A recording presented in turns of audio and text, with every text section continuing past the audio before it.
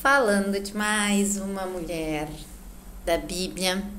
Hoje um pequeno contraponto com aquilo que a gente falou a semana passada. Por quê? Porque a semana passada, só relembrando, né, assista um outro vídeo, que a gente falou das fragilidades, de como é difícil às vezes cuidar, que nós somos levados a confiar em pessoas que não estão tão bem intencionadas. Então hoje a gente vai falar o contrário, nós vamos falar o cuidado de uma família, o cuidado de um pai com uma filha que reverteu em toda a história. Esse simples cuidado que esse pai teve com essa filha fez com que a história do povo de Deus fosse mudada, fez com que toda a história fosse mudada, porque simplesmente esse pai, ele era um pai muito atento, ele era um homem atento, tanto que nós temos uma história dele durante a sua juventude. Bom, vamos parar de enrolar, né? Hoje nós vamos falar a respeito de Axa, filha de Caleb. Bom, você pode dizer que não ouviu falar de Axa necessariamente, ou às vezes você já ouviu alguma mensagem. Vou trazer aqui um pouquinho do histórico de como eu conheci. Eu ouvi uma mensagem a respeito e a história me chamou muito a atenção.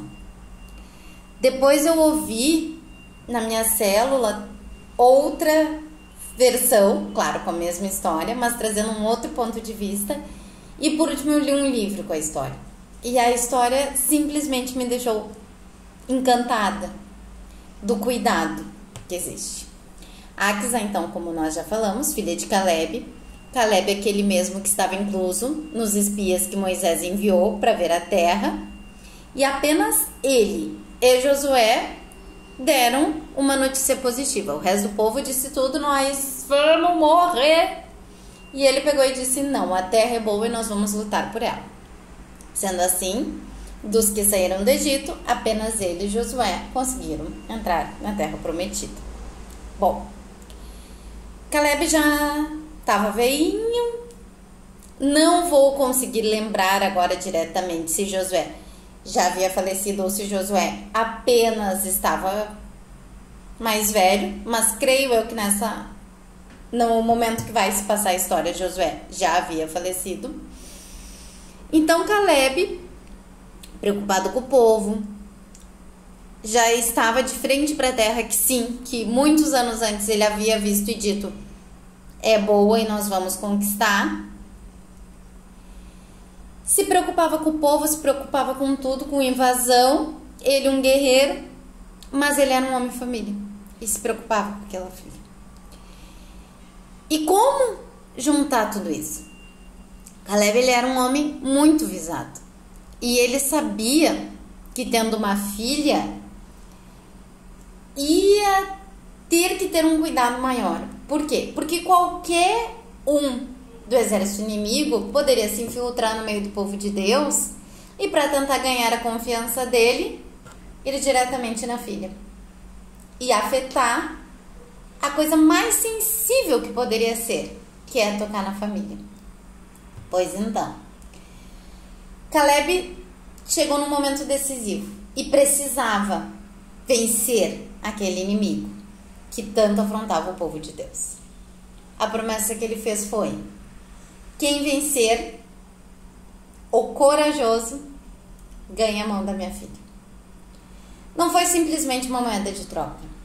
Caleb queria ter certeza que a geração futura estava segura. A geração dele, de levar o nome dele, através da filha, e a geração do povo de Deus.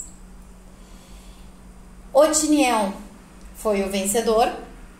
Otiniel era sobrinho de Caleb, ou seja, era alguém que já conhecia Axa. Quem sabe já tinha um interesse mútuo, muitas vezes, mas precisou mostrar essa força, essa garra, para ganhar a confiança de Caleb e ganhar a confiança do povo.